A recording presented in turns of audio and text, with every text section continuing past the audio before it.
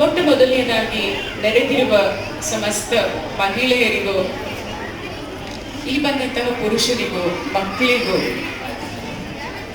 ಎಲ್ಲರಿಗೂ ಮಹಿಳಾ ದಿನಾಚರಣೆಯ ಶುಭಾಶಯಗಳನ್ನ ಹೇಳೋಣ. ಪುರುಷರಿಗೆ ಯಾಕೆ ಅಂತ ಹೇಳ್ತೀರಾ? ಅವ್ರಿಗೆ ಬೇಕು, ಸೊ ಅವರಿಂದ ನಾವು ಹೇಳಿಸ್ಕೊಡ್ಬೇಕಲ್ವ. ವೇದಿಕೆಯಲ್ಲಿರುವ ಎಲ್ಲ ಮಾನ್ಯ ಮಹಿಳೆಯರೇ, ನಮ್ಮ ಜನಶಿಕ್ಷಣ ಸಂಸ್ಥಾನವನ್ನ ತುಂಬಾ ಚೆನ್ನಾಗಿ ನಡೆಸ್ತಿರುವಂತಹ ಜಯಲಕ್ಷ್ಮಿ ಮತ್ತೆ ಅವರ ಟೀಮ್, ಕಾರ್ಯಕ್ರಮಕ್ಕೆ ಬಂದಿರುವಂತಹ ಮಹಿಳೆಯರಾದ ಡಾಕ್ಟರ್ ಸುಮನಾ ಭಟ್ ಅವರು ಒಂದು ವೈದ್ಯಕೀಯ ಕಾಲೇಜಿನಲ್ಲಿ ಪ್ರಾಂಶುಪಾಲರಾಗಿರುತ್ತಾರೆ, ಶ್ರೀಮತಿ ಸುಜಾತರ್ ಅವರೇ, ಶ್ರೀಮತಿ ಶಿಖಾ ಪಾಟೀಲ್ ಅವರೇ, ಶ್ರೀಮತಿ ಸಂತೋಷಿ ಹೊಂದಿತೆ, ಕುಳಿತುಕೊಂಡಿರೋ ಎಲ್ಲ ಮಹಿಳೆಯರೇ, ಮತ್ತೆ ನೆರೆದಿರುವ ಎಲ್ಲ, ನೀವು ಪ್ರತಿಯೊಬ್ಬರೂ ಒಬ್ಬರಿಗೆ ಮಾದರಿಯಾಗಿದ್ದೀರಾ ಅಂತ ಹೇಳ್ತಾ ಇದ್ದೇನೆ. ಸೊ ಯಾರು ನಾವು ಇಲ್ಲಿ ಒಂದು ವೇದಿಕೆಯಲ್ಲಿ ಬಂದ್ಬಿಟ್ಟಿದ್ದೀವಿ ಅಂತ ನಮಗೇನು ಒಂದು ಚಿನ್ನದ ಗರಿ ಇಲ್ಲ, ಕಿರೀಟ ಇಲ್ಲ, ಸೊ ನೀವು ಇಲ್ಲಿದ್ದೀರಾ ಅಂತಿಲ್ಲ, ಇದೊಂದು ವೇದಿಕೆ ಕಾರ್ಯಕ್ರಮ ಅಂತ ನಾವು ಅಷ್ಟೇ ಇದ್ದೀವಿ. ಸೊ ಎಲ್ಲರೂ ಇಲ್ಲಿ ನೆರೆದಿರುವಂತಹ ಪ್ರತಿಯೊಬ್ಬರೂ ನಾವು ಒಂದಲ್ಲ ಒಂದು ಸಾಧನೆ ಮಾಡಿರುವಂತಹ ಮಹಿಳೆಯರು. ಸೊ ಎಷ್ಟು ಚೆನ್ನಾಗಿ ಶೈಲಶ್ರೀ ಅವರು ಹೇಳಿದ್ರು. ಸೊ ವೈಯಕ್ತಿಕವಾಗಿ, ಕೌಟುಂಬಿಕವಾಗಿ, ಸಾಮಾಜಿಕವಾಗಿ ಅಂತಲ್ಲ. ಸೊ ಮೊಟ್ಟ ಮೊದಲನೇದಾಗಿ ನಾನು ಸಾಧಕಿಯಾಗಬೇಕಾಗಿರೋದು, ಮಾದರಿಯಾಗಬೇಕಾಗಿರೋದು ಮಹಿಳೆಯಾಗಿ, ಅಂದ್ರೆ ತಾಯಿಯಾಗಿ. ಎಲ್ಲ ಗೊತ್ತು ನಮಗೆ ಮಹಿಳೆಯ ಒಂದು ರೋಲ್ ಇನ್ ದ ಹೌಸ್, ಕುಟುಂಬಕ್ಕಲ್ವಾ. ಆಮೇಲೆ ಸೊ ಭಗವಂತ ಗಣಪತಿಯನ್ನು ಪ್ರಾರ್ಥಿಸೋಣ. ಎಲ್ಲರಿಗೂ ಫಸ್ಟ್ ಏನ್ ಬೇಕು? ಫಸ್ಟ್ ಏನು ಬೇಡವಾ? ಆರೋಗ್ಯ. ಮತ್ತೆ ಎಲ್ಲ ಮಾಸ್ಕ್ ಮರ್ತಿ ಹೋಗ್ಬಿಟ್ಟಿದ್ದೀರಲ್ಲ. ಇದೇ ಸಮಯ ಹೋದ ವರ್ಷ ಭಯದಿಂದ ನಡುತ್ತಾ ಇದ್ವಿ ನಾವು ಸಹ, ಅಷ್ಟು ಕೋವಿಡ್ ಕೇಸಸ್ ನೋಡ್ವಿ. ಈಗ ವ್ಯಾಕ್ಸಿನ್ ಬಂದಿದೆ, ಹೌದು, ಕೇಸಸ್ ಕಡಿಮೆ ಆಗಿತ್ತು, ಮತ್ತೆ ಜಾಸ್ತಿ ಆಗ್ತಾ ಇದೆ.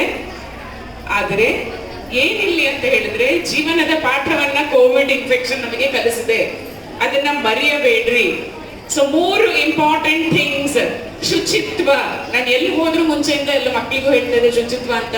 ಕೈಗಳನ್ನ ತೊಳೆದುಕೊಳ್ಳೋದು. ಯಾಕೆ ಕೈಗಳನ್ನ ತೊಳ್ಕೊಳ್ಳೋದು ಅಂತ ಹೇಳಿದ್ರೆ, ಮುಖ್ಯವಾಗಿ ಬಹಳಷ್ಟು ಈ ಕ್ರಿಮಿಗಳು, ಬ್ಯಾಕ್ಟೀರಿಯಾ ಹಿಡಿದು ವೈರಸ್ ಏನು ಹೇಳಿ ನಮ್ಮ ದೇಹದೊಳಗೆ ಹೋಗೋದು ಮೂಗು, ಕಣ್ಣು, ಬಾಯಿಂದ. ಈಗಲೇ ನೋಡ್ಕೊಳ್ಳಿ, ನಾವು ಸುಮ್ಮನೆ ಕೂತಿದೀವಿ ಅಂದ್ರೆ ಎಷ್ಟು ಸತಿ ಬಾಯಿ ಮುಟ್ಕೊಂಡಿದೀವಿ, ಕಣ್ಣು ಮುಟ್ಕೊಂಡಿದೀವಿ, ಯಾರು ಮುಟ್ಕೊಳ್ಳೋದೇ ಇಲ್ಲ ಅಂತ ಹೇಳೋದೇ ಇಲ್ಲ. ಇದೇ ಕೈ ಎಲ್ಲ ಏನೆಲ್ಲ ಹುಟ್ಟಿ ಬಂದಿರತ್ತೆ ಅಲ್ವಾ, ಅದೊಂದು.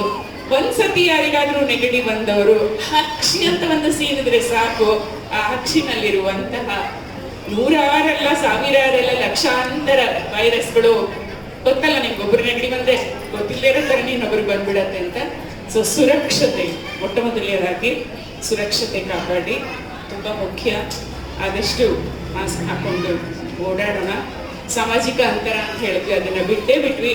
ಅಟ್ಲೀಸ್ಟ್ ನಮ್ಮ ಸುರಕ್ಷತೆಗೆ ಸ್ವಲ್ಪ ಈ ಕ್ರಮಗಳನ್ನ ಪಾಲಿಸೋಣ ಅಂತ ಹೇಳ್ತಾ, ತುಂಬಾ ಚೆನ್ನಾಗಿ ಚಪ್ಪಾಳೆ ಹೊಡಿತಾ ಇದ್ದೀರಾ, ಅದೊಂದು ಖುಷಿ ಆಯ್ತು. ಜೋರಾಗಿ ಚಪ್ಪಾಳೆ.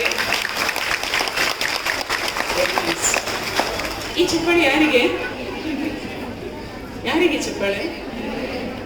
ನಂಗೆ ಬೇಡಪ್ಪ. ನಾನು ಆಕ್ಚುಲಿ ಕುತ್ಕೊಂಡು ನಿಮಗೆ ಚಪ್ಪಾಳೆ ಹೊಡಿಬೇಕು. ನಾನು ನೋಡ್ತಾ ಇದ್ದೆ, ನಮ್ಮ ಅಮ್ಮ ಅವರೆಲ್ಲ ಇರುವಾಗ ಈ ತರ ಅವ್ರಿಗೊಂದು ಅವಕಾಶನೇ ಇರ್ಲಿಲ್ಲ, ಮನೆಯಿಂದ ಆಚೆ ಬರುವಂತಹ ಅವಕಾಶನೇ ಇರ್ಲಿಲ್ಲ. ನನಗೆ MBBS ಸೀಟ್ ಸಿಕ್ಕಿದಾಗ ಬೆಂಗಳೂರಲ್ಲಿ ಓದಿದ್, ನಾನು ಬೆಂಗಳೂರಿನವಳು, ಸ್ವಲ್ಪ ಓದಿದಂತಹವ್ರು ನಮ್ಮ ಮನೇಲಿ ಇದ್ರು ಸಹ. ಬೆಂಗಳೂರು ಮೆಡಿಕಲ್ ಕಾಲೇಜಲ್ಲಿ ಸೀಟ್ ಸಿಗದೆ ಹೋದ್ರೆ ಮೈಸೂರಿಗೂ ಕಳಿಸ್ತಾ ಇರ್ಲಿಲ್ಲ ಅಂತ ಹೇಳ್ತಾ ಇದ್ರು. ಆ ತರ ನೋಡಿದ್ದು ನಡೆದು ಬಂದ ದಾರಿ. ಇವತ್ತೆಲ್ಲ ಮಹಿಳೆಯರು ಮನೆ ಬಿಟ್ಟು ಇಲ್ಲಿ ಬಂದು ಒಟ್ಟಾಗಿ ಕೂತಿದೀವಲ್ಲ ಅಲ್ವಾ. ಮತ್ತೆ ಅದರ ಮನೆ ಬಿಟ್ಟು ಅಂದ್ರೆ ಕೆಲಸ ಎಲ್ಲ ಮುಗಿಸಿ ಬಂದಿದ್ದೀರಾ ತಾನೆ, ಅರ್ಧಂಬರ್ಧ ಬಿಟ್ಟು ಬಂದಿದ್ದೀರಾ ನೋಡಿ. So that is your capacity, ಅದು ನಮಗಿರುವಂತಹ ಕೆಪಾಸಿಟಿ. ಅಷ್ಟೆಲ್ಲ ಮಾಡ್ಕೊಂಡು ಬಂದು ಇಲ್ಲಿದ್ದೀರಾ, ಇಲ್ಲೂ ಭಾಗವಹಿಸ್ತಾ ಇದ್ದೀರಾ. ನಿಮ್ ಚಿಂತೆ ಎಲ್ಲಾನು ಆ ಕಡೆ ಹೋಗ್ತಾ ಇದೆ. ಅಯ್ಯೋ ಮನೆಗೆ ಮಕ್ಕಳು ಬರ್ತಾರೆ, ಗಂಡ ಬರ್ತಾನೆ, ಏನ್ ಮಾಡ್ಬೇಕು ಎಲ್ಲ, ಅಷ್ಟೆಲ್ಲ ಮಾಡ್ಲಿಕ್ಕೆ ನಿಮ್ಗೆ ಸಾಧ್ಯ ಆಗ್ತಾ ಇದೆಲ್ಲ, ಇಲ್ಲಿ ಬಂದಿದ್ದೀರಲ್ಲ.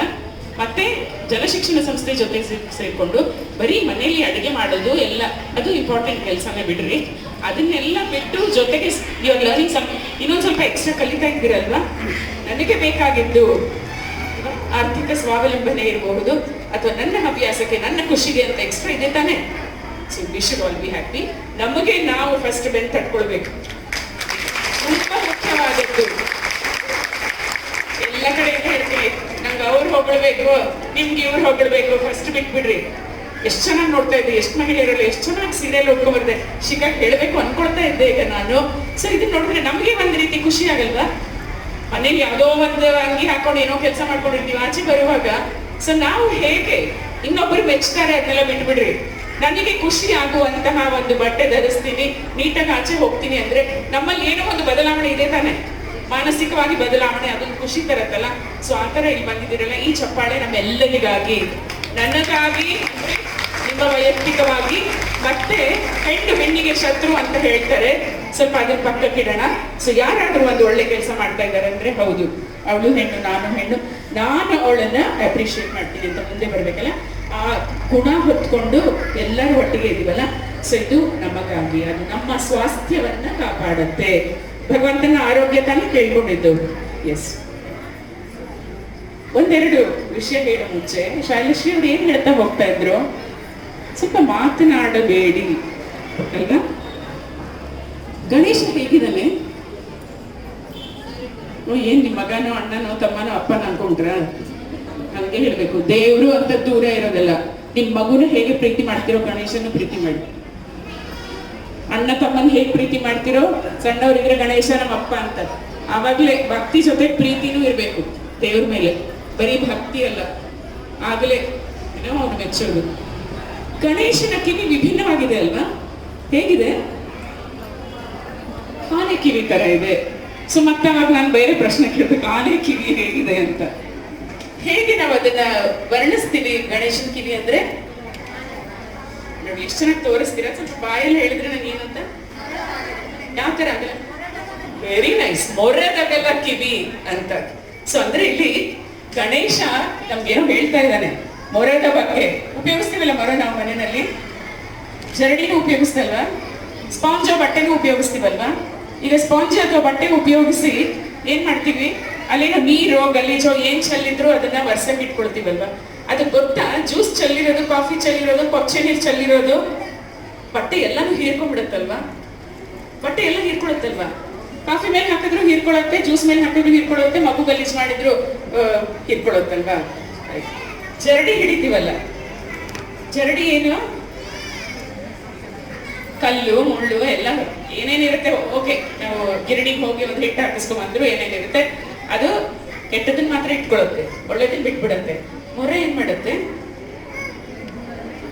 ಮೊರೆ ಏನ್ ಮಾಡುತ್ತೆ? ಒಳ್ಳೇದನ್ನ ಇಟ್ಕೊಳತ್ತೋ ಕೆಟ್ಟದನ್ನ ಇಟ್ಕೊಳತ್ತೋ? ಒಳ್ಳೆದೆಲ್ಲ ಬಿಟ್ಟು ಹಾಕತ್ತೆ, ಒಳ್ಳೇದನ್ನ ಇಟ್ಕೊಳತ್ತಲ್ವಾ. ಸೊ ಇವತ್ತು ಗಣೇಶನ್ ಮುಂದೆ ನಾವೆಲ್ಲ ಇಟ್ಕೊಂಡಿದ್ದೀವಿ, ನಾವೆಲ್ಲ ಮೊರದಂತಿರಬೇಕು. ಯಾವುದು ಒಳ್ಳೆಯದು ಅದನ್ನೇ ನಾವು ಇಟ್ಕೊಳ್ಬೇಕು.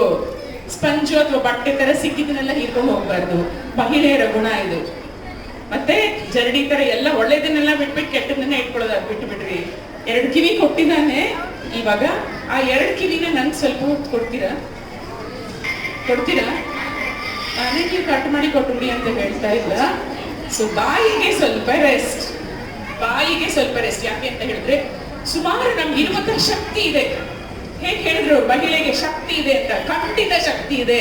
ಆದ್ರೆ ಆ ಶಕ್ತಿ ನಮ್ಮ ಒಳಗಿರೋದು ನಾವು ಗುರುತಿಸ್ಕೊಂಡಿಲ್ಲ. ಶಕ್ತಿನೆಲ್ಲ ವ್ಯಯ ಮಾಡ್ಬಿಡ್ತಾ ಇದೀವಿ. ಹೇಗ್ ವ್ಯಯ ಮಾಡ್ತಾ ಇದೀವಿ? ಒಂದು ಬರೀ ಮಾತು ನಾನು ಮಾತಾಡ್ತಾ ಇದ್ದೀನಿ ನಿಂತ್ಕೊಂಡು ಅಲ್ವಾ. ಸೊ ನಾನು ಆಡುತ್ತಿರುವಂತಹ ಮಾತಿಗೂ ನಾವು ಸುಮ್ಮನೆ ಕೂತು ಹರಟೆ ಹೊಡೆಯುವಂತಹ ಮಾತಿಗೂ ಬಹಳ ವ್ಯತ್ಯಾಸವಿದೆ ಅಲ್ವಾ. ಸೊ ಇದರಿಂದ ಅರ್ಧ ನಮ್ಮಲ್ಲಿರುವಂತಹ ಶಕ್ತಿನ ವ್ಯಯ ಮಾಡ್ಕೊಳ್ತಾ ಇದೀವಿ. Please don't do that. ಅದನ್ನ ಮಾಡಬೇಡಿ ನೀವು.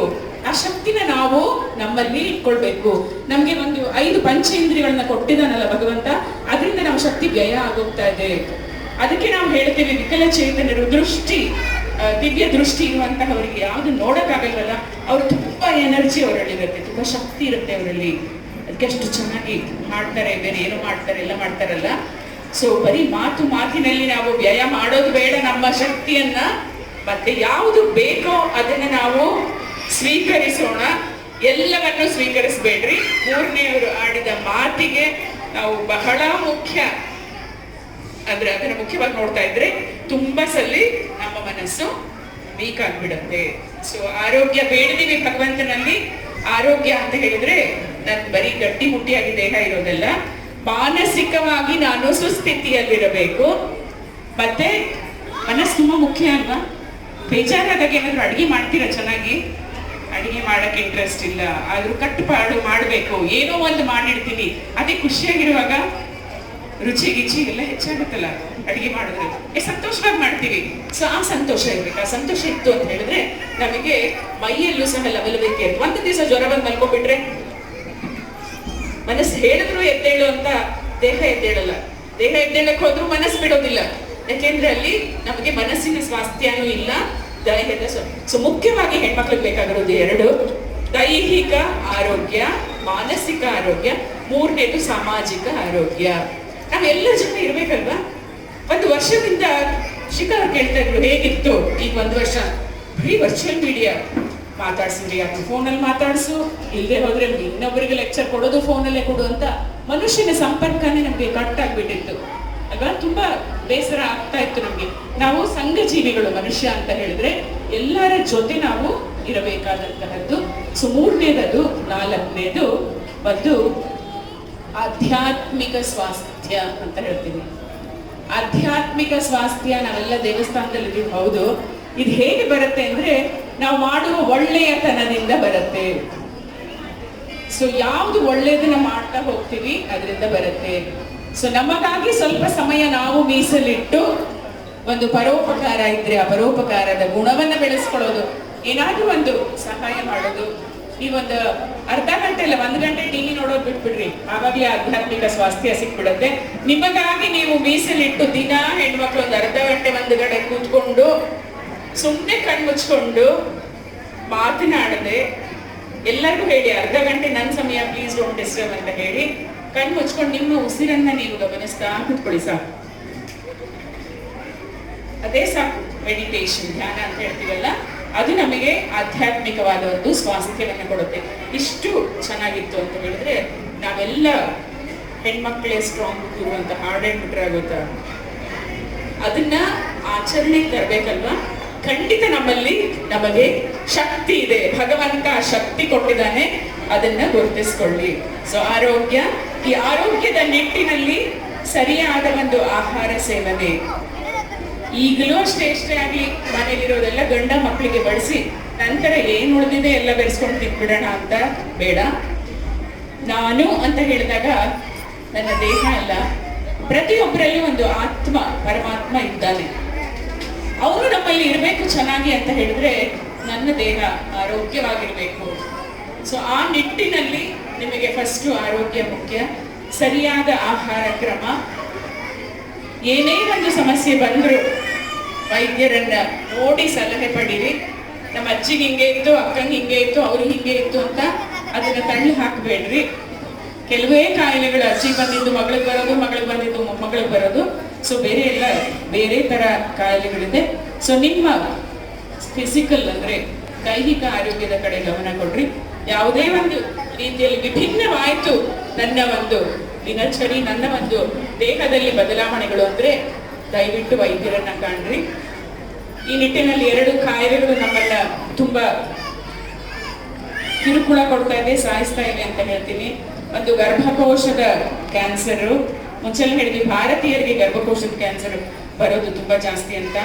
ಅದನ್ನು ಮೀರಿ ಇವಾಗ ಹೆಣ್ಮಕ್ಳಿಗೆಲ್ಲ ಸ್ತನದ ಕ್ಯಾನ್ಸರ್ ಬರ್ತಾ ಇದೆ. ಯಾರೇ ಆಗ್ಲಿ ಅದು ಒಂದು ಅವ್ರದ್ದು ಅಂತಸ್ತು ಏನು ನೋಡ್ತಾ ಇಲ್ಲ. ಈ ಒಂದು ಕ್ಯಾನ್ಸರ್ ಅನ್ನೋದು ಬಹಳ ಸಿರಿವಂತರು, ಹಣವಂತರು ಇರಬಹುದು, ನಮ್ಮ ತರ ಒಂದು ಮಿಡ್ಲ್ ಕ್ಲಾಸ್ ಇರ್ಬೋದು, ಅಥವಾ ಪುವರ್ ಸೋಷಿಯಲ್, ಎಲ್ಲರಿಗೂ ಬರ್ತಾ ಇದೆ. ಸ್ವಲ್ಪ ಗಮನ ಕೊಡ್ರಿ, ಹೆದರಿಕೆ ಬೇಡ. ಯಾಕೆಂದ್ರೆ ಇದೆರಡು ಕಾಯಿಲೆಗಳನ್ನ ನಾವು ಪ್ರಾರಂಭಿಕ ಹಂತದಲ್ಲಿ ಗುರುತಿಸ್ಬಿಟ್ರೆ ಸಂಪೂರ್ಣ ಚಿಕಿತ್ಸೆ ಇದೆ, ಗುರುತಿಸ್ಕೊಳ್ಬೇಕಷ್ಟೇ. ಏನೇ ಒಂದು ಸ್ತನದಲ್ಲಿ ಗಡ್ಡೆ ಆಗಲಿ ಸ್ವಲ್ಪ ವ್ಯತ್ಯಾಸ ಬಂದಾಗ ವೈದ್ಯರನ್ನ ಕಾಣ್ರಿ. ಮತ್ತೆ ಗರ್ಭಕೋಶದ ಕ್ಯಾನ್ಸರಿಗೂ ಅಷ್ಟೇ.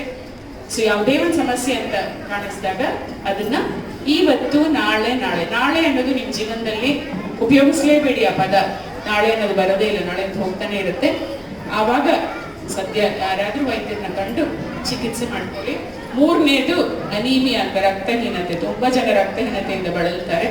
ಸಾಕಷ್ಟು ಸರಿಯಾದ ಹಣ್ಣು ಹಂಪಲು, ಸೊಪ್ಪು, ತರಕಾರಿ, ಈ ಮುಂಚೆ ಎಲ್ಲ ಏನು ಉಪಯೋಗಿಸ್ತಾ ಇದ್ವಿ, ಬೆಲ್ಲ ಅಂಥವನ್ನೆಲ್ಲ ನಾವು ಬಳಸ್ಕೊಂಡ್ರೆ ಕಬ್ಬಿಣಯುಕ್ತ ಆಹಾರಗಳು ಸ್ವಲ್ಪ ಮಟ್ಟಿಗೆ ನಾವು ಈ ಒಂದು ರಕ್ತಹೀನತೆಯನ್ನು ತಡಿತೀವಿ ಅಂತ ಹೇಳ್ತಾ, ಹೆಣ್ಣು ಎಷ್ಟು ಜನಕ್ಕೆ ಹೆಣ್ಮಕ್ಳು ಇದ್ದಾರೆ ಇಲ್ಲಿ? ನಾನಾಗಿದ್ರೆ ಹೇಳ್ತದೆ ಹೆಣ್ಮಗು ಇರೋದನ್ನ, ನಾನೇ ಹೆಣ್ಮಗು ಇದ್ದೀನಿ ಅಂತ. ಖುಷಿನ ಹೆಣ್ಮಕ್ಳಾಗಿ ಹೆಣ್ಣಾಗಿ ನೀವು ಹುಟ್ಟಿದ್ದೀರಿ ಅಂತ ಖುಷಿನ? ಖುಷಿ ಇದೆಯಾ? Very nice. ಯಾರಿಗೆ ಬೇಸರ? ದೇವ್ರನ್ನ ಬೈಕೋತೀವ, ಅಪ್ಪ ಅಮ್ಮನ ಬೈಕೋತೀವ, ಥೂ ದೇವ್ರೆ ಬುದ್ಧಿ ಇಲ್ವಾ ನಿನಗೆ, ನನ್ನ ಹೆಣ್ಣಾಗಿ ಹುಟ್ಟಿಸಿದೀಯಲ್ಲ ನೀನು, ಗಂಡಾಗಿದ್ರೆ ನಾನು ಏನ್ ಮಾಡ್ತಾ ಇದ್ರಿ, ಹೆಣ್ಣಾಗಿದ್ರೆ ಗಂಡಿಗಿಂತ ಡಬಲ್ ಮಾಡ್ರಿ. ಈಗ ಇದೆಯಾ ಬೇಸರ? ಇದೆಯಾ? ಹೇಳ್ಕೊಳಕ್ ಕಷ್ಟ ಅಲ್ವಾ? ಒಂದ್ ಹಂತದಲ್ಲಿ ಬೇಸರ ಆಗಲ್ವಾ? ಇಲ್ಲ ಅಂದ್ರೆ very happy, your all positive. ನಿಮ್ಗೆಲ್ಲ ಹೆಣ್ಮಗು ಹುಟ್ಟು ಅಂತ ಹತ್ತಿದ್ದೀರಾ? ಇಲ್ಲಪ್ಪ, ನಂಗೆ ಅಳು ಬರ್ದೆ ಆದ್ರೂ 4 ಜನ ಬಂದು ಅಳಿಸಿದ್ದಾರೆ ಅಲ್ವಾ? ಆವಾಗ ಮೊರದ ತರ ಇರಬೇಕು ಅಂತ ಏನ್ ಹೋಯ್ತು? ಒಂದನೇ ಮಗು ಹೆಣ್ಣಾಯ್ತು, ಮಗು ಹುಟ್ಟಿದೆ, ಆ ಖುಷಿ ಇಲ್ಲ. ಅಯ್ಯೋ ಹೆಣ್ಣು ಹುಟ್ಟ, ಯಾರು ಬಂದು ಹೇಳೋದು? ನಿಮ್ಮ ಅತ್ತೆನೋ ಇನ್ನೊಬ್ರು ಯಾರೋ ಬಂದು ಆ ಹೆಣ್ಣೆ ಹೇಳೋದಲ್ವಾ? ಅವರು ಹೆಣ್ಣಲ್ವಾ? ಮರ್ತೋಗ್ಬಿಟ್ಟಿದೆ, ಅವ್ರಿಗೆ ಕೇಳ್ಬೇಕು ನೀನು ಗಂಡ ತಾನೇ. ತುಂಬಾ ಖುಷಿಯಾಗಿರ್ಬೇಕು. ಭಗವಂತನ ವಿಶೇಷ ಸೃಷ್ಟಿ ಹೆಣ್ಣು. ಈ ಕಾಲದಲ್ಲಿ ನಾನು ಎಲ್ಲರಿಗೂ ಹೇಳ್ತೀನಿ, ಯಾರಿಗೆ ಹೆಣ್ಮಕ್ಳಿಲ್ವೋ ನಿಮ್ ನಿಜವಾಗ್ಲೂ you are missing something on this earth. ಖಂಡಿತ ನೀವೇನೋ ಮಿಸ್ ಮಾಡ್ತಾ ಇದ್ದೀರಾ ಅಂತ ನಿಮಗೆ ಗೊತ್ತಾಗ್ತಿದ್ರೆ ಸ್ವಲ್ಪ ವಯಸ್ಸಾಗ್ತಾ ಇದ್ರೆ ನಿಮಗೆ ಖಂಡಿತ ಗೊತ್ತಾಗುತ್ತೆ. ನಾವಂತೂ ಹೆಣ್ಣು ಗಂಡು ಯಾವುದನ್ನು ಸೆಪರೇಟ್ ಆಗಿ ನೋಡೋದಿಲ್ಲ, ಎರಡೂ ಒಂದೇ ಅಂತ ಹೇಳೋದು. ಈ ಮಹಿಳಾ ದಿನಾಚರಣೆಯ ಒಂದು ಧ್ಯೇಯ ಏನಿದೆ ಅಂತ ಹೇಳಿದ್ರೆ, ಚೂಸ್ ಟು ಚಾಲೆಂಜ್ ಬರ್ದಿರೋ. ಸೊ ಏನದು ಚಾಲೆಂಜ್? ನೀವೆಲ್ಲ ಚಾಲೆಂಜ್ ತಗೊಂಡಿದ್ದೀರಾ. ನಾನು ಮನೆಯಿಂದ ಹೊರಗೆ ಬರ್ತೀನಿ, ಬರೀ 4 ಗೋಡೆ ಮಧ್ಯೆ ಇರುವಂತಹ ಹೋಮ್ ಮೇಕರ್ ಅಲ್ಲ. ಸೊ ನಾನು ಆಚೆ ಬಂದು ಉದ್ಯೋಗಸ್ಥ ಮಹಿಳೆನೂ ಆಗ್ತೀನಿ. ಗಳಿಸೋದೊಂದೇ ಉದ್ಯೋಗ ಅಲ್ಲ, ಮನೆಯಲ್ಲಿ ಇದ್ದೀನಿ ಹೋಮ್ ಮೇಕರ್ ಅಂತ ಆಳ್ಬೇಡ್ರಿ. ನೀವು ಮಾಡುವಂತಹ ಕೆಲಸಗಳಿಗೆ ಒಬ್ಬೊಬ್ಬರಿಗೂ ಒಂದೊಂದು ಕೆಲಸದವ್ರನ್ನ ಇಟ್ಕೊಂಡ್ರೆ ಗೊತ್ತಾಗುತ್ತೆ ನೀವು ಎಷ್ಟು ಗಳಿಸ್ತಾ ಇದ್ದೀರಾ. ಅಡುಗೆ ಮಾಡಕ್ಕೊಬ್ರು, ಮನೆ ಕ್ಲೀನ್ ಮಾಡಕ್ಕೊಬ್ರು. ಸೊ ಎಲ್ಲ ನೋಡ್ತಾ ಇದ್ರೆ ಎಷ್ಟೊಂದು ನಾವು ಗಳಿಸ್ತಾ ಇದೀವಲ್ವಾ, ಅದು ಹಣದ ರೂಪದಲ್ಲಿ ಇಲ್ಲದೆ ಇರಬಹುದು. ಸೊ ಯಾವತ್ತು ಚೂಸ್ ಟು ಚಾಲೆಂಜ್ ಅಂದಾಗ, ಅಯ್ಯೋ ನಾನು ಕೆಲ್ಸಕ್ಕೆ ಹೋಗ್ಬೇಕು, ಆಚೆ ಮಾಡಬೇಕು, ಒಳಗು, ಇದು ಒಳ್ಳೆ ಹೆಣ್ಮಕ್ಳ ಸಮಸ್ಯೆ. ಕೆಲಸ ಸಿಕ್ಕಿ ಆಚೆ ಮಾಡಿ ಒಳಗು ಮಾಡ್ಬೇಕು ಕಷ್ಟ, ಕೆಲಸ ಇಲ್ಲ ಅಂದ್ರೆ ಅವ್ರು ಮಾತ್ರ ಕೆಲ್ಸಕ್ಕೆ ಹೋಗ್ತಾಳೆ. ಪ್ಲೀಸ್ ನಿಮ್ಮನ್ನ ನೀವು ಮತ್ತೊಬ್ಬರಿಗೆ ಹೋಲಿಸ್ಕೊಳ್ಬೇಡ್ರಿ. ನಿಮಗೆ ಏನು ಸರಿ ಇದೆ, ನಿಮಗೆ ಏನ್ ಬೇಕು ಅಂತ ಆಯ್ಕೆ ಮಾಡ್ಕೊಳ್ಬೇಕು. ಆಯ್ಕೆ ಮಾಡ್ಕೊಳ್ಳಿ. ನಿಮ್ಗೊಂದು ಅವಕಾಶ ಸಿಕ್ಕಿದ್ಯಾ? ಎಸ್, ಗಾಡ್ ಹ್ಯಾಸ್ ಗಿವನ್, ದೇವರೊಂದು ನನಗೆ ಅಪರ್ಚುನಿಟಿ ಕೊಟ್ಟಿದ್ದಾನೆ ಅಂತ ಇರೋದ್ರಲ್ಲಿ ಒಂದು ಸಂತೋಷ ಪಡೋದು ಕಲ್ತ್ಕೊಳ್ಳಿ. ಹೆಣ್ಮಕ್ಳಿಗೆ ಒಂದು ಸಂತೋಷ ಅನ್ನೋದೊಂದು ಸಿಕ್ಬಿಟ್ರೆ ತುಂಬಾ ಚೆನ್ನಾಗಿರ್ತಾರೆ. ಹೆಣ್ಮಕ್ಳು ಸಂತೋಷವಾಗಿದ್ರೆ ಮನೆ ಎಲ್ಲ ನಗ್ನಗ್ತಾ ಇರುತ್ತೆ. ಸ್ವಲ್ಪ ಹೆಣ್ಮಕ್ಳ ಮನಸ್ಸು ಹಾಗೆ ಹೀಗೆ ಆಯ್ತು ಅಂತ ಹೇಳಿದ್ರೆ ಎಲ್ಲ ಅಲ್ಲೋಲ ಕಲ್ಲೋಲ ಮಾಡ್ಬಿಡ್ತೀವಲ್ವಾ. ಹಾಗಂತ ಹೆಣ್ಮಕ್ಳ ಸಂತೋಷಕ್ಕೆ ಇಟ್ಕೊಳ್ಳೋದು ಯಾರು? ನಮ್ಮನ್ನು ನಾವೇ ಸಂತೋಷವಾಗಿ ಇಟ್ಕೊಳ್ಬೇಕು. ಮನೆಯಲ್ಲಿರೋ ಪ್ರತಿಯೊಬ್ಬ ಪುರುಷನ ಒಂದು ಡ್ಯೂಟಿ ನೋಡ್ಬೇಕು. ಅವನು ಹೆಣ್ಮಕ್ಳು ಇಷ್ಟೆಲ್ಲ ಮಾಡ್ತಾ ಇದ್ದಾರಲ್ಲ, ಸೊ ನಾನು ಹೇಗೆ ನೋಡ್ಕೊಳ್ತೀನಿ ಅನ್ನೋದು. ನೀವೇನ್ ಬಯಸ್ತೀರಾ? ಪ್ರತಿದಿನ ಒಂದ್ ರೇಷ್ಮೆ ಸೀರೆ ಕೊಡ್ಸು, ಒಡವೆ ಕೊಡ್ಸು ಕೇಳ್ತೀರಾ? ಯಾರು ಕೇಳಲ್ಲ. ಒಂದ್ ಪ್ರೀತಿ ಮಾತು ಅಲ್ವಾ? ಪ್ರೀತಿಯಿಂದ ಒಂದ್ ಮಾತಾಡಿ ಬಾ ಆಚೆ ಹೋಗೋಣ ಅಂತ ಕರ್ಕೊಂಡೋಗಿ ಎಲ್ಲೋ ಒಂದ್ ಏನು ಬೇಡ ದಾವಣಗೆರೆಯಲ್ಲಿ ಸಿಗೋದು, ಇಲ್ಲಿ ಸಿಗೋ ಮೆಣಸಿನ್ಕಾಯಿ ಬಜ್ಜಿ ಒಂದು ಇದು ಕೊಡಿಸ್ಬಿಟ್ರು, ಮಂಡಕ್ಕಿ ಒಂದ್ ಸ್ವಲ್ಪ ಹೂವು ಕೊಡಿಸ್ಬಿಟ್ರು, ಹೆಣ್ಮಕ್ಳ ಖುಷಿ ನೋಡಿ. ಅದು ಮಹಿಳಾ ದಿನಾಚರಣೆ ದಿವಸ ಪುರುಷರನ್ನೆಲ್ಲ ಇಟ್ಕೊಂಡು ಲೆಕ್ಚರ್ ಕೊಡ್ಬೇಕು, ಮಹಿಳೆಯರಿಗೆ ಕೊಡೋದಲ್ಲ. ನೀವು ಹೇಗೆ ನೋಡ್ಕೊಳ್ಬೇಕು ಹೆಣ್ಮಕ್ಳನ್ನ ಒಂದ್ ಸ್ವಲ್ಪ ನೋಡ್ರಿ ಅಷ್ಟು. ಗಿಡ ಚೆನ್ನಾಗಿ ಬೆಳಿಬೇಕು ಅಂದ್ರೆ ಒಳ್ಳೆ ಪೌಷ್ಟಿಕಾಂಶ, ನೀರು, ಬಿಸಿಲು ಎಲ್ಲ ಬೀಳತ್ತಲ್ಲ, ಎಷ್ಟು ಚೆನ್ನಾಗಿ ಬೆಳೆಯತ್ತಲ್ವಾ. ಸ್ವಲ್ಪ ನೀವು ಗೊಬ್ಬರ ಹಾಕ್ಬಿಟ್ರೆ ಅಷ್ಟೇ ಬೇಕಾಗಿರಲಿ. ಗಂಡಸರಿಗೆ ಸ್ವಲ್ಪ ದೇವರೇ ಬುದ್ಧಿ ಕೊಡಪ್ಪ ಅಂತ ಕೇಳ್ಬೇಕು, ಹೇಗೆ ನೋಡ್ಕೊಳ್ಬೇಕು ಹೆಣ್ಮಕ್ಳನ್ನ ಅಂತ. ಎಲ್ಲರ ಮನೇನೂ ಒಂದು ಸ್ವರ್ಗದ ತರಾನೇ ಇರುತ್ತೆ. ಸೊ ನೀವು ದೇವರ ಭಗವಂತನ ವಿಶೇಷ ಸೃಷ್ಟಿ, ನಮ್ಮ ಕೈಯಲ್ಲಿ ಎಲ್ಲ ಸಾಧ್ಯವಿದೆ. ಯಾವತ್ತು ಆ ಮನಸ್ಸನ್ನ ಬೇಸರ ಮಾಡ್ಕೊಳ್ಳೋಕೆ ಬಿಟ್ಕೊಳ್ಬೇಡ್ರಿ. ಸೊ ನೀವೇ ಬೇಸರವಾಗಿದ್ರೆ ಇನ್ನೊಬ್ಬರು ಬಂದು ನಿಮಗೆ ಬೇಸರಕ್ಕೆ ಶಕ್ತಿ ತುಂಬೋದಿಲ್ಲ. ಆ ಬೇಸರ ಹೋಗ್ಬೇಕು ಅಂತ ಹೇಳಿದ್ರೆ ನೀವು ಈ ತರ ಒಂದು ಸಂತೋಷ ಕೂಟಗಳು, ಒಂದು ಸ್ವಸಹಾಯ ಗುಂಪುಗಳು, ಸತ್ಸಂಗಗಳು, ಎಲ್ಲ ಸರಿಯಾದಂತಹ ಗೆಳತಿಯರು ಅವ್ರನ್ನ ಇಟ್ಕೊಳ್ಬೇಕು. ಮೊದಲೇ ನಿಮ್ಮ ಮನಸ್ಸು ಹಾಳಾಗಿದ್ರೆ ಇನ್ ಸ್ವಲ್ಪ ಅದಕ್ಕೆ ಉಪ್ಪು ಬೆಂಕಿ ಖಾರ ಹಾಕುವಂತಹ ಮಹಿಳೆಯರು ಇರ್ತಾರೆ. ಸೊ ಅವರ ಮಾತಿಗೆ ಕಿವಿ ಕೊಡ್ಬೇಡ್ರಿ. ಸ್ವಲ್ಪ ಟಿವಿಯಲ್ಲಿ ನೋಡೋ ಸೀರಿಯಲ್ ಎಲ್ಲ ಕಡಿಮೆ ಮಾಡ್ರಿ. ಅದೆಲ್ಲ ತೋರಿಸ್ತಾನೆ, ಎಲ್ಲಿಂದ ಎಲ್ಲಿ ಹೋದ್ರು 2 ಜಡೆ ಒಂದು ಸೇರಲ್ಲ ಅನ್ನೋ ತರ. ಅತ್ತೆ ಮೇಲೆ ಸೊಸೆ ಅತ್ತೆಗೆ ಏನ್ ಕಿರುಕುಳ ಕೊಡ್ಬೇಕು ಪ್ಲಾನ್ ಮಾಡ್ತಾಳೆ, ಅತ್ತೆ ಸೊಸೆಗೆ ಏನ್ ಕೊಡ್ಬೇಕು, ಎಲ್ಲ ಹಿಂಗೆ ಬರುತ್ತೆ. ಸೊ ಜೀವನ ಅನ್ನೋದು ಸ್ವಲ್ಪ ವಿಭಿನ್ನವಾಗಿದೆ. ಅದೇನು ಅಂತ ನೀವು ಕಂಡುಕೊಂಡ್ರೆ ಚೆನ್ನಾಗಿರ್ಬೋದು.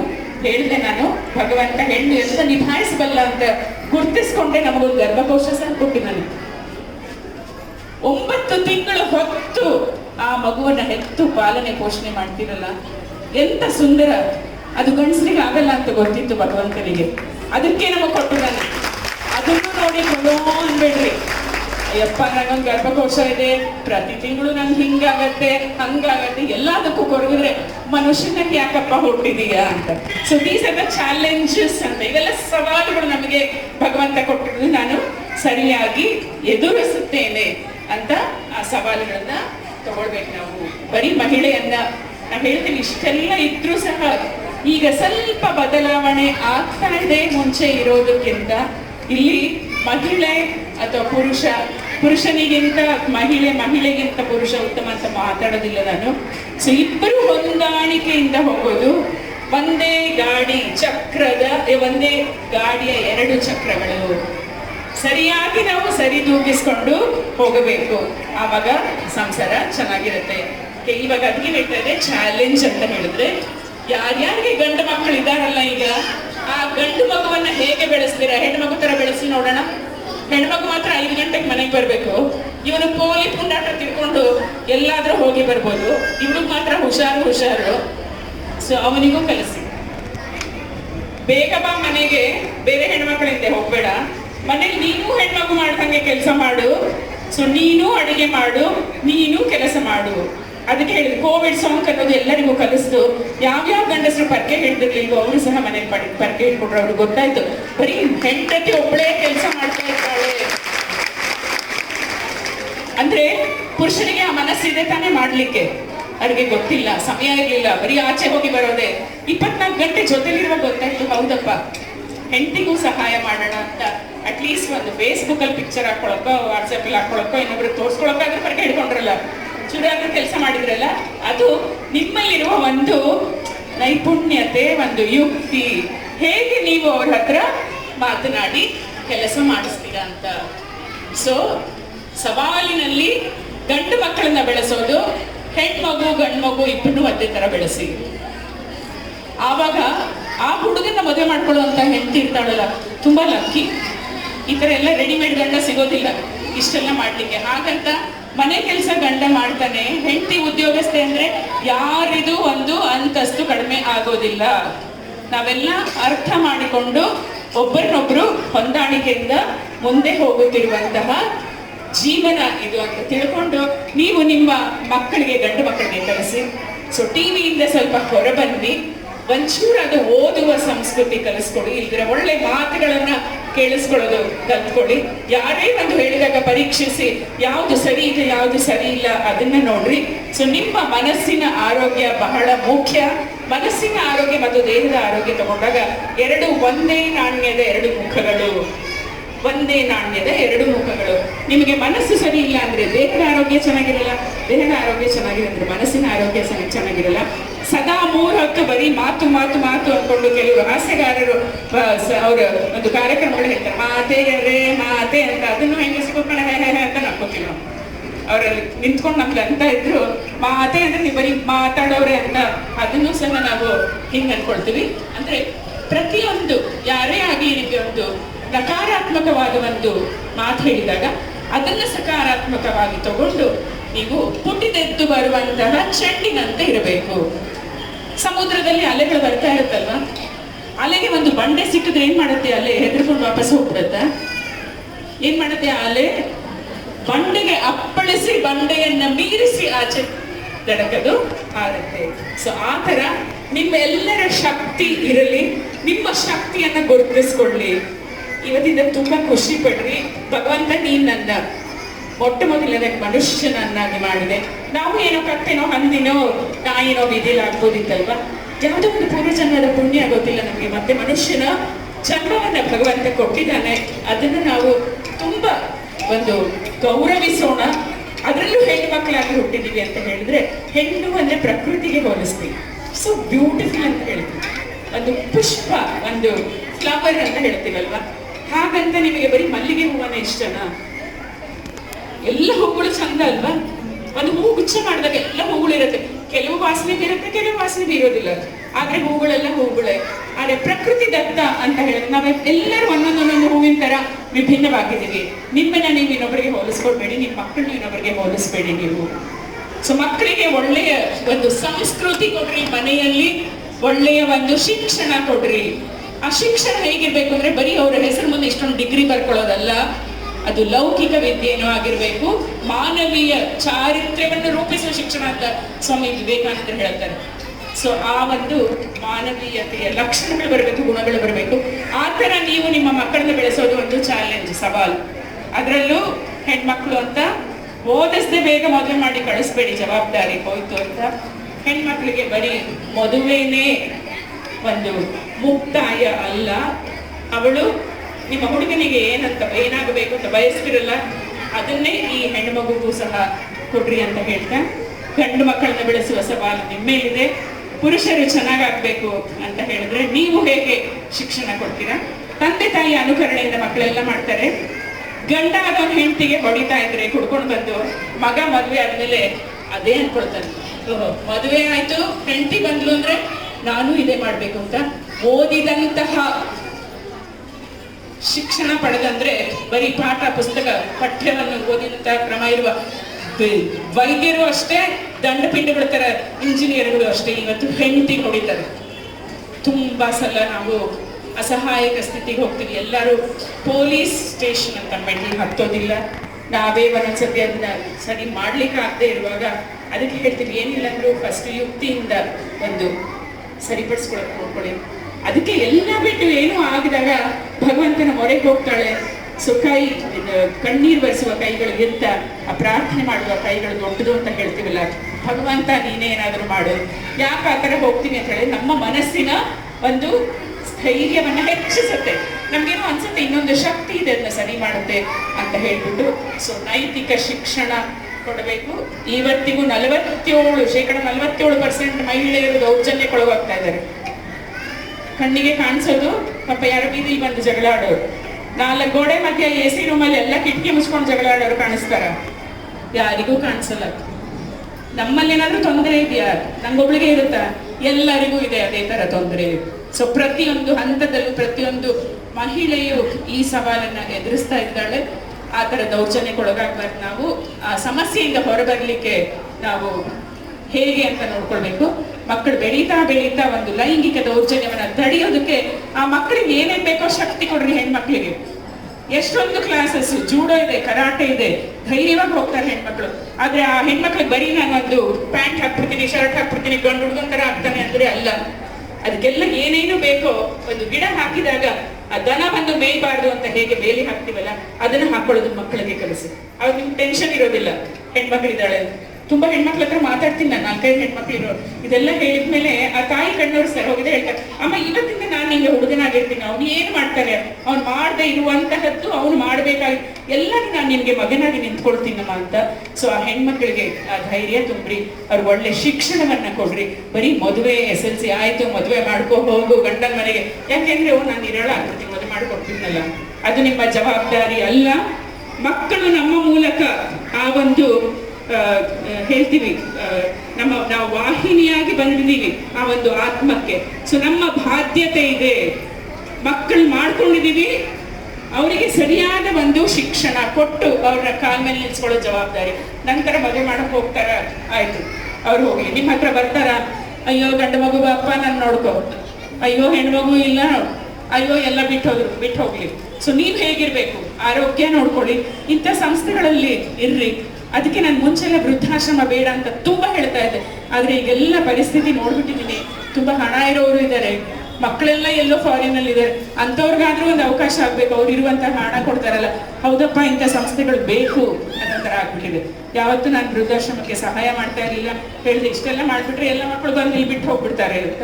ಆದ್ರೆ ಸ್ವಲ್ಪ ಈಗ ಜೀವನ ಶೈಲಿ ಬದಲಾವಣೆ ಆಗ್ತಾ ಇದೆ. ಅವ್ರು ಎಲ್ಲೆಲ್ಲಿ ಹೋಗ್ತಾರೆ, ಏನೇನ್ ಕಲಿಸ್ತೀವಿ ಮಕ್ಕಳಿಗೆ ಅಂತ ಬೇರೆ ತರ ಇರೋದ್ರಿಂದ ನಾವು ಇರೋ ತನಕ ಖುಷಿಯಾಗಿರೋಣ. ಖುಷಿ ಅನ್ನೋದು ಇಲ್ಲಿ ಏನ್ ವಿಟಮಿನ್ ಬೇಕು ನಾವು ಚೆನ್ನಾಗಿರಕ್ಕೆ? ಪ್ರೀತಿ ಬೇಕು. ಪ್ರೀತಿ ಎಲ್ಲಿಂದ ತಗೊಂಡ್ ಬರ್ತೀವಿ? ಅಂಗಡಿಗೆ ಹೋದ್ರೆ ದುಡ್ಡು ಕೊಟ್ರೆ ಸಿಗತ್ತ ಪ್ರೀತಿ? ನಮ್ಮ ಹತ್ರ ಇದೆ ಪ್ರೀತಿ. ಆ ಪ್ರೀತಿಯನ್ನ ಹಂಚುತ್ತಾ ಹೋಗೋಣ, ಪ್ರೀತಿ ನಮಗೆ ಬರುತ್ತೆ. ಒಬ್ಬರು ಸ್ವಾಮೀಜಿ ತುಂಬಾ ಚೆನ್ನಾಗಿ ಹೇಳ್ತಾರೆ, ಎಲ್ಲ ಕಡೆ ನಾನು ಹೇಳ್ತೀನಿ ಅದನ್ನೇ, ರೊಟ್ಟಿಗಾಗಿ ಹಸಿದವರಿಗಿಂತ ಪ್ರೀತಿಗಾಗಿ ಹಸಿದವರ ಸಂಖ್ಯೆ ಹೆಚ್ಚು. ಒಂದೊಳ್ಳೆ ಪ್ರೀತಿ ಮಾತಿಲ್ಲ, ಅದಕ್ಕೋಸ್ಕರನೇ ನಾವು ಎಲ್ಲಾ ಕಡೆ ಚಿತ್ರಗಳು ಹಾಕೋತೀವಿ. ಯಾರೋ ಹಿಂಗಂತಾರೆ, ಯಾರೋ ಹಿಂಗಂತಾರೆ, ಓಹೋ ಇಷ್ಟು ಜನ ನೋಡ್ಬಿಟ್ಟಿದ್ದಾರೆ ಅಂತ ನಮ್ಗೆ ಖುಷಿ ಇರುತ್ತೆ. ಜೊತೆಲಿರೋರೇ ಹೇಳೋದಿಲ್ಲ. ಸೊ ಧಾರಾಳವಾಗಿ ಆ ಪ್ರೀತಿಯನ್ನ ಹಂಚ್ರಿ.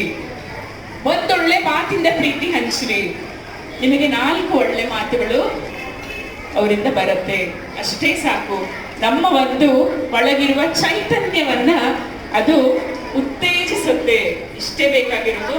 ಎಲ್ಲರೂ ಧ್ಯಾನ ಮಾಡ್ತಾ ಇರಿ. ನಿಮ್ಗೆ ಅವಾಗ ಯಾವುದು ಸರಿ ಯಾವುದು ತಪ್ಪು ಅನ್ನೋದು ಮನಸ್ಸಿಗೆ ಗೊತ್ತಾಗುತ್ತೆ. ನೀವು ಬಾಧೆ ಮಾಡ್ಕೊಳ್ಳೋದಿಲ್ಲ. ಅವ್ರು ಯಾರೋ ನಂಗೇನೋ ಮಾಡು, ಸೊ ಯಾರಿಂದ ನಾವು ಏನು ಬಯಸೋದಿಲ್ಲ. ಹಾಗಿದ್ರೆ ಸೊ ಖುಷಿಯಾಗಿರೋಣ. ಎಲ್ಲ ಮಹಿಳೆಯರ ಮುಖದಲ್ಲಿ ಒಂದು ನಗು ಇರಬೇಕು. ಜಸ್ಟ್ ಒನ್ ಸ್ಮೈಲ್, ఎంత ಖುಷಿ ಆಗುತ್ತೆ. ಆ ಮುಖ ನೋಡಿದ್ರೆ ನಮ್ಗೆ ಹೇಳುತ್ತೆ ಈ ಮಹಿಳೆ ಖುಷಿಯಾಗಿದ್ದಾಳೆ, ಆರೋಗ್ಯವಾಗಿದ್ದಾಳೆ ಅಂತ. ಸೊ ಆ ಥರ ಭಗವಂತ ನಮ್ಮನ್ನೆಲ್ಲರೂ ಸಂತೋಷವಾಗಿಡ್ಲಿ. ತುಂಬಾ ನನಗೆ 2 ಮಹಡಿ ಮನೆ ಬೇಕು, 2 ಮಹಡಿ ಮನೆ ಬೇಕು, 3 ಮಹಡಿ ಮನೆ ಬೇಕು ಅಷ್ಟೆಲ್ಲ ಆಸೆ ಪಡಬೇಡ್ರಿ. ಇರ್ಲಿಕ್ಕೆ ಒಂದು ಸೂರು, ಧರಿಸ್ಕೊಳಕ್ ಒಂದು ಬಟ್ಟೆ, 2 ಹೊತ್ತು ಊಟ, 2 ಹೊತ್ತಿಲ್ಲ 1 ಹೊತ್ತು ಊಟ ಇದ್ರು ನಾವು ತುಂಬಾ ಆರೋಗ್ಯವಾಗಿರ್ತೀವಿ. ಸೊ ನಿಮ್ಮನ್ನ ನೀವು ಕಂಪೇರ್ ಮಾಡ್ಕೊಳಕ್ ಹೋಗ್ಬೇಡ್ರಿ ಇನ್ನೊಬ್ಬ ಅವ್ರಿಗೇನಾದ್ರೂ ಇಲ್ಲಿ ಭಗವಂತ ನಿಮ್ಗೆ ಆರೋಗ್ಯ ಕೊಟ್ಟಿದ್ಯಾ, ನೆಮ್ಮದಿ ಕೊಟ್ಟಿದ್ಯಾ ಅಂತ ಇರೋದ್ರಲ್ಲಿ ಸಂತೋಷ ಪಟ್ಟು ಸಾಧ್ಯವಾದ್ರೆ ಇನ್ನೊಬ್ಬರಿಗೆ ಹೆಲ್ಪ್ ಮಾಡ್ತಾ ಹೋದ್ರೆ ನಮ್ಮಷ್ಟು ಸುಖ ಜೀವಿಗಳು ಯಾರು ಇಲ್ಲ ಅಂತ ಹೇಳ್ತಾ ಸಾಧ್ಯ ಸಮಯ ತಗೊಂಡಿದ್ದೀನಿ. ಮೈಕ್ಗೂ ಗೊತ್ತಾಯ್ತು, ಮೈಕ್ ಇದ್ರೆ ಇವ್ರು ತುಂಬಾ ಮಾತಾಡ್ತಾಳೆ ಅಂತ ದೇವ್ರ ಪವರ್ ಕಟ್ ಮಾಡ್ತಾರೆ. ಇಷ್ಟು ಹೇಳ್ತಾ ನಾನು ಹೇಳಿರೋದ್ರಲ್ಲಿ ಒಂದೆರಡು ಮಾತುಗಳು ನಾನು ನೀನು ಹೌದು ನಿಜ ಅಂದ್ಕೊಂಡು ಅದನ್ನ ಪಾಲಿಸ್ತೀರಾ ಅನ್ಕೊಂಡ್ವಿ. ಸೊ ಈ ದಿನ ಬಂದು ಎಲ್ಲ ಭೇಟಿ ಮಾಡಲು ಅವಕಾಶ ಮಾಡಿ